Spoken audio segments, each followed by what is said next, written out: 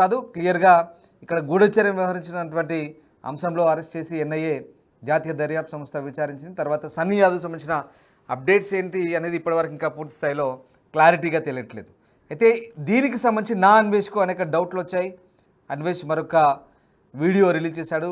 Time దొరికినప్పుడల్లా సన్నీ యాదవ్పై వెచ్చుపడుతున్న నా అన్వేష్ ఇప్పుడు సరికొత్తగా మరికొన్ని విషయాలతో వీడియో రిలీజ్ చేశాడు. ఇంతకీ ఆ వీడియోలో నా అన్వేష్ ఏం మాట్లాడారో ఒకసారి చూద్దాం. హాయ్ ఫ్రెండ్స్, అందరూ ఎలా ఉన్నారు?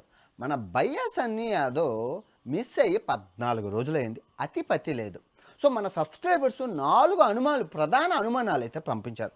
అనుమానం పెనుబోతం లాంటిది, అది తీర్చేసుకోవాలి. ఏంటి సబ్స్క్రైబర్స్ చెప్పండి అని చెప్పి మెసేజ్లు పెడుతున్నారు. సో ఫస్ట్ అనుమానం వచ్చేసి అందరూ అనుకున్నట్లే ఎన్ఐఏ తీసుకెళ్ళిందా? ఎందుకు అంటే 25% మాత్రమే దానికి ఆధారాలు ఉన్నాయి. నెక్స్ట్ అనుమానం వచ్చేసి ఐఎస్ఐ ఉగ్రవాదులు ఏమైనా కిడ్నాప్ చేశారా? ఎందుకంటే వాళ్ళ ఇన్ఫర్మేషన్ వీరు చెప్పేస్తారేమో అని చెప్పి ఓకే వాళ్ళే కిడ్నాప్ చేశారా? దానికి కూడా 25% మాత్రమే ఆధారాలు ఉన్నాయి. సో మూడో అనుమానం వచ్చేసి ఈ బెట్టింగ్ కంపెనీలు అడ్వాన్స్ ఇచ్చాయి మనల్ని ప్రమోట్ చేయమని ఐపీఎల్ సీజన్ అప్పుడు. కానీ మనం రంగంలో ఈ బెట్టింగ్ పోరాటం వల్ల వాళ్ళు ఎవరో ప్రమోట్ చేయలేదు. సో ఆ డబ్బులు వెనక్కి తిరిగి ఇవ్వలేదని చెప్పి కిడ్నాప్ చేశారా? దానికి కూడా 25% మాత్రమే మన దగ్గర ఆధారాలు ఉన్నాయి. అండ్ ద లాస్ట్ ఇది చాలా ఇంట్రెస్టింగ్, ఎందుకంటే మనోడికి వ్యూస్ లేవు, ఎంగేజ్మెంట్ లేదు, ఈ బెట్టింగ్ యాప్ల వల్ల బాగా నెగిటివిటీ వచ్చింది. సో దాన్ని క్యాష్ చేసుకోవడం కోసం ఈ కిడ్నాప్ ప్రాంక్, అదే కిడ్నాప్ డ్రామా ఆడా అనేది ఇది పాయింట్. ఒక్కొక్కటి డిస్కస్ చేసుకుందాం. ఫస్ట్ లైక్ కొట్టండి, చాలా బాగుంటుంది. ఫస్ట్ మీరు చూసుకుంటే ఐఎస్ఐ తీవ్రవాదులు కిడ్నాప్ చేశారా? ఎందుకు చేస్తారండి అంటే ఫస్ట్ సింపుల్ లాజిక్. ఈ అబ్బాయి ఆస్తి వివరాలు ఒక్కసారి చూడండి. ఇల్లు 8 కోట్ల రూపాయలు. అండ్ నెక్స్ట్ మనోడు కొన్నది ట్రాంప్ 900 బైక్, స్పోర్ట్స్ బైకు, అది అక్షరాల 19 లక్షల రూపాయలు. మీరు చూస్తున్నారు కదా. సో రెండో బైక్ వచ్చేసి BMW 1300 cc బైక్ ఏదైతే ఉందో అది అక్షరాల 27 లక్షల రూపాయలు. చూస్తున్నారు కదా. అండ్ నెక్స్ట్ BMW బైక్ వచ్చేసి 1000 గేర్ అడ్వెంచర్, ఆ బైక్ ఏదైతే ఉందో అది అక్షరాల 30 లక్షల రూపాయలు. మీరు చూస్తున్నారు కదా. అండ్ ద నెక్స్ట్ బైక్ వచ్చేసి KTM బైక్స్, ఆ బైక్ ఏదైతే ఉందో అది అక్షరాల 5 లక్షల రూపాయలు. మీరు చూస్తున్నారు కదా. And next car jaguar sports car ఏదైతే ఉందో అది 40 లక్షల రూపాయలు. మీరు చూస్తున్నారు కదా. అండ్ నెక్స్ట్ కారు వాళ్ళ నాన్నకి గిఫ్ట్ ఇచ్చారనమాట, కియా క్లెటా కార్ ఏదైతే ఉందో అది 15 లక్షల రూపాయలు. మీరు చూస్తున్నారు కదా. అండ్ సబ్స్క్రైబర్స్కి 3 KTM బైకులు గివ్ అవే ఇచ్చారు ఫ్రీగా. మీరు చూస్తున్నారు కదా. అండ్ దగ్గర 10 ఐఫోన్లు అయితే గివ్ అవేలు ఇచ్చారు. మీరు చూస్తున్నారు కదా. ఇది ఇంకా గివ్ అవే ఇంకా చాలా ఉన్నాయి. అబ్బో ఇంకా చాలా చిన్న ఉన్నాయి. సైకిల్ ఏంటి, మైకిల్ ఏంటి, అవన్నీ పక్కన పెట్టండి. సో మొత్తం దగ్గర 12 కోట్ల రూపాయలు ఆదాయం ఐఎస్ఐ తీవ్రవాదులు ఇస్తారు. వాళ్ళ దగ్గర అంతంత డబ్బు ఉంటుంది అడ్డంగా. ఇక్కడ మీరు చూసుకుంటే నా యూట్యూబ్ ఆదాయం ఇప్పటి వరకు నేను 5 సంవత్సరాలు నాకు యూట్యూబ్లో వచ్చిన ఆదాయం 6 కోట్ల రూపాయలు. ఎందుకంటే 300 వీడియోలు 1 మిలియన్ వెళ్ళే, 1 మిలియన్ వెళ్తే 1 లక్ష రూపాయలు వస్తుంది. 1 లక్ష నుంచి 5 లక్షల మధ్యన వస్తుంది ఒక వీడియోకి. నాకు 300 వీడియోలు ఉన్నాయి, 6 కోట్లు లెక్క సరిపోయింది. కానీ ఈ అబ్బాయి ఛానల్ చూసుకుంటే తిప్పు కొడితే 10 వీడియోలు లేవు. ఆ 10 వీడియోల్లో 2 వీడియోలు నా మీదే ఉంటాయి. సో 8 వీడియోలు. ఈ 8 వీడియోలకి 12 కోట్ల రూపాయలు వస్తుందా? డౌట్ దొరికిపోయారు. ఎక్కడ దొరికిపోయారు? ఐఎస్ఐ తీవ్రవాదులు ఎప్పటి నుంచో స్పాన్సర్స్ చేస్తున్నారు అని చెప్పి అనుమానం. సో వీడు ఈ పాకిస్తాన్కి ఇప్పటికి 4 సార్లు వెళ్ళారని, మనకి 3 సార్లు వెళ్ళారని ఆధారాలు ఉన్నాయి. సో ఈ ఆధారాలు బలంగా ఏంటంటే ఉగ్రవాదులతో సంబంధాలు, ఏది ఆ ఒసామా బిన్ లాడెన్ వాళ్ళకి మెడిసిన్స్ ఇవ్వడం, వాళ్ళతో సంబంధాలు, 5 సంవత్సరాల నుంచి నాకు పాకిస్తాన్ ఫ్రెండ్స్ ఉన్నారు అనడం, ఇవన్నీ ఆయన నోట్తో చెప్పారు. అన్నీ ఆన్లైన్లోనే ఉన్నాయి. జకీర్ నాయక్ లాంటి సభలకు వెళ్ళి మత విద్వేషాల మీద మాట్లాడడం. సో ఇదంతా చూసుకుంటే ఈ ఉగ్రవాదులతో సంబంధం ఉందా? సో వాడు ఈ ఎన్ఐఏకి ఏమైనా ప్రభుత్వానికి చెప్పేస్తారేమో, ఎందుకంటే జ్యోతి మల్హోత్రా అరెస్ట్ అయింది కాబట్టి ఏమో వీడు ఎక్కడ నోరిప్పి చెప్పేస్తారేమో అని చెప్పి దొరకకుండా మనోడిని తీసుకెళ్ళి అజ్ఞాతంలో అప్స్కాండింగ్ చేసేసి అజ్ఞాతంలోకి తీసుకెళ్ళిపోయి వేసేసారా దాచేసారా అనేది అనుమానమే. ఇది మనోళ్ళు ఇది చెప్పమని చెప్పారు మరీగా చాలా పెద్ద లిస్ట్ చెప్పారు. ఆస్తి వివరాలు ప్రైసులతో సహా తమ్నెల్తో సహా పంపించారు. ఓకే, అయిపోయింది. నెక్స్ట్ రెండో అనుమానం ఎన్ఐఏ. ఇది అందరూ ఉంటుంది, అన్ని టీవీ ఛానళ్ళు ఎన్ఐఏ తీసుకెళ్ళింది అంటున్నారు. ఎన్ఐఏ ఇప్పటికి వచ్చి ఎక్కడా చెప్పలేదు మేము తీసుకెళ్ళామని, ఎక్కడ క్లెయిమ్ చేసుకోలేదు. సో మీరు ఇక్కడ ప్రధానంగా అనుమానించాల్సింది వాళ్ళ నాన్నని, వాళ్ళ తమ్ముడిని, వాడు బెస్ట్ ఫ్రెండ్, ఒకే కంచం ఒకే మంచం జాన్ జిగరి దోస్తు ఆ తమిళనాడు అబ్బాయి చెర్రీని. ఎందుకంటే ఫస్ట్ ఈ వాడు ఎన్ఐఏ తీసుకెళ్ళింది అని చెప్పింది ఎవడు అంటే ఈ చెర్రీ గారే, వీడే ఈ కరిపెట్టగాడు ఇంటికి వెళ్ళాడట. వాడు ఇంటికి వెళ్తే ఇంట్లో ఉంటుండగా నలుగురు మఫ్తీలో వచ్చారు, బైకులకి కార్లకి నెంబర్ ప్లేట్లు లేవు, వచ్చారు తీసుకెళ్ళారు అనేది వాడు చెప్పాడు. ఎక్కడ చెప్పాడు? ఈ బయ్యాస్ వారి ఛానల్లో చెప్పుకోలేదు. ఈ బయ్యాస్ అన్ని యాదవ్ యూట్యూబ్ ఛానల్లో చెప్పి ఆ వీడియోని వెంటనే డిలీట్ చేసేసారు. అంటే హింట్ ఇచ్చినట్లు, మనల్ని మిస్లైడింగ్ చేస్తున్నట్లు అని అనుకోండి, ఇచ్చి డిలీట్ చేసేసారు. డిలీట్ చేసేసి నెక్స్ట్ రోజే లండన్ వెళ్ళిపోయాడు. ఎందుకంటే ఆ లండన్ నుంచి అప్లోడ్ చేశారు ఆ వీడియో. ఎందుకంటే బ్యాక్గ్రౌండ్ ఆ లండన్ హోమ్ టూరు, ఆ ముందు రోజు హోమ్ టూరు ఒకటే మ్యాచ్ అయ్యింది. సో లండన్ నుంచి అప్లోడ్ చేశారు. అయితే బయ్యా సన్నీ యాదవ్ని ఎన్ఐఏ తీసుకెళ్ళిందని చెప్పాడు. అయితే చెప్పి వాడి కోసం ఏం చేయకుండా ఈ లండన్ ఫ్లైట్ ఎక్కి వెళ్ళిపోయాడు. ఎందుకు వెళ్ళాడు? ఆ దేవుడికే ఎరుక. ఓకే. అండ్ రెండు వాళ్ళ నాన్న ఎంత రిలాక్స్గా ఉన్నారంటే మా ఓన్ని ఎన్ఐఏ కాదు ఎల్ఐసి ఏజెంట్లు తీసుకెళ్లారు అన్నంత రిలాక్స్గా ఉన్నాడు. ఒక్కలే మా వాడు పక్కింటి చుట్టాలింటికి వెళ్ళారు అన్నట్లు ఈజీగా అన్ని టీవీ ఛానల్కి చెప్పారు పోరాడతాం అదే అన్నాం. పోరాడడం లేదు ఏం లేదు, హ్యాపీగా ఉన్నారు, చాలా హ్యాపీగా ఉన్నారు వాళ్ళ నాన్న, ఏం బాధపడట్లేదు. ఇది ప్రధానం. వాళ్ళ తమ్ముడు ఇప్పుడు అన్నకి ఏదైనా అయిందంటే మొగుడు తెచ్చిన మొండలాగా మనం ఇంట్లో కూర్చొని బాధపడతాం, ఏడుస్తాం, చిన్న దెబ్బ తగిలితేనే ఏడుస్తాం. అలాంటిది అన్నయ్య తీసుకెళ్ళినా కూడా మనం రోజు వాళ్ళ ఇంటి దగ్గర నూతన కల్లో క్రికెట్లు రోజు పంపిస్తున్నారు. ఎందుకంటే నేను గత 12 రోజులుగా మొత్తం అన్నీ చెక్ చేస్తున్నాను వాళ్ళ ఛానల్లో, రిలేషన్స్వి ఫ్రెండ్స్వి ఏమైనా ఇన్ఫర్మేషన్ వస్తుంది. వాళ్ళు క్రికెట్ ఆడుకుంటుండే హ్యాపీగా. వాళ్ళ తమ్ముడు క్రికెట్ జాయిగా ఆడుకుంటున్నారు, వాళ్ళ ఫ్రెండ్స్ అందరూ పంపిస్తున్నారు స్టేటస్లు. మీరు జుట్టు పీకించుకొని తోకలు తెంపేసుకుంటున్నారు, కానీ వాళ్ళైతే చిల్లుగా ఉన్నారు ఫ్యామిలీ అంతనా.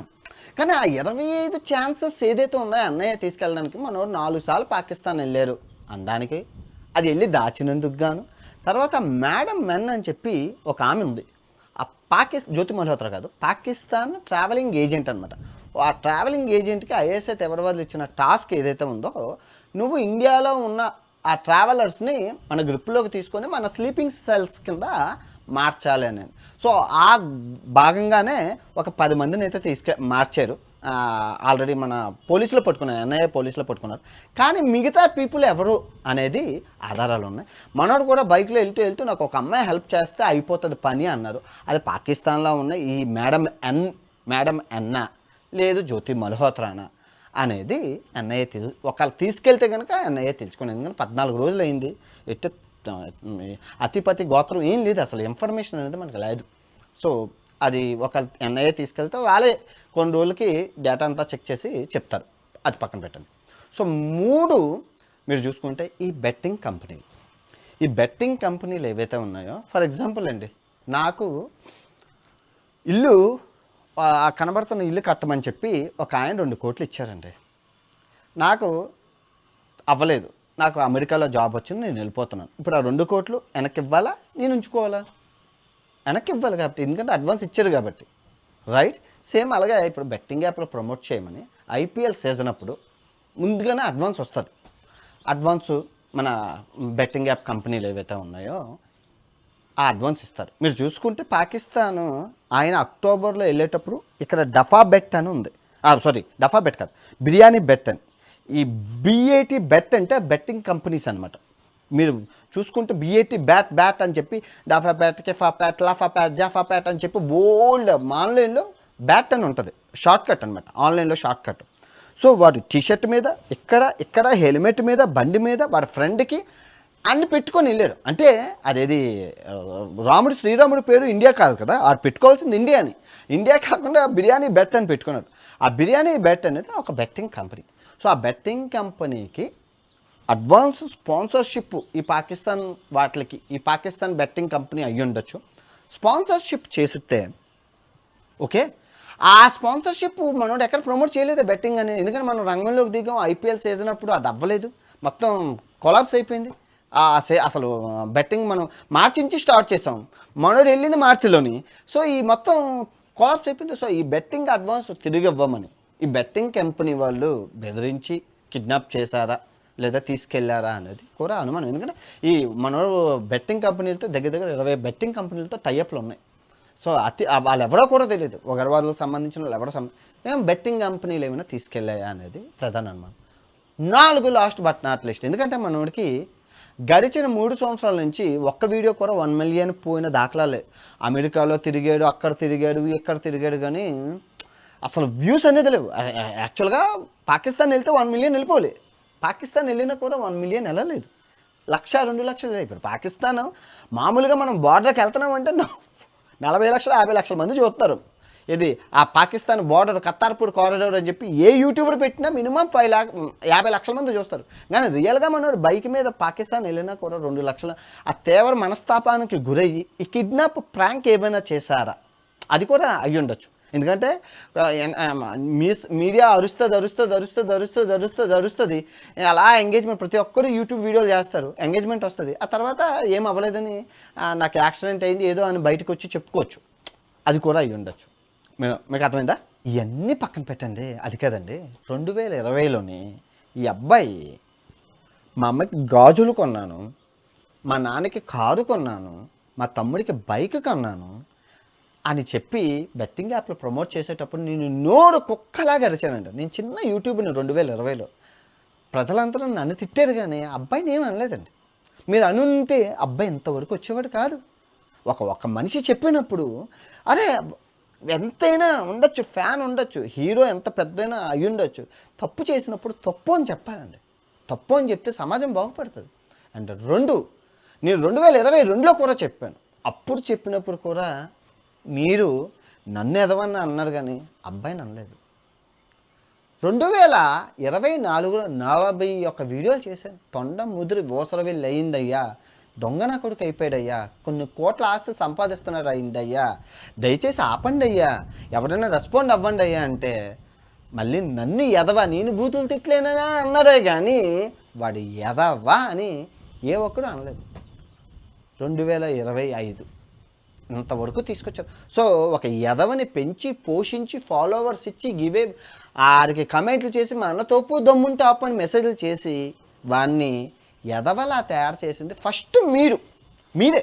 ఈ తప్పంతా వాడు ఇలా ఎదవలాగా అవ్వడానికి కారణం మీరు, మీ లైకులు, మీ కమెంట్లు. రెండో తప్పు వాళ్ళ నాన్న.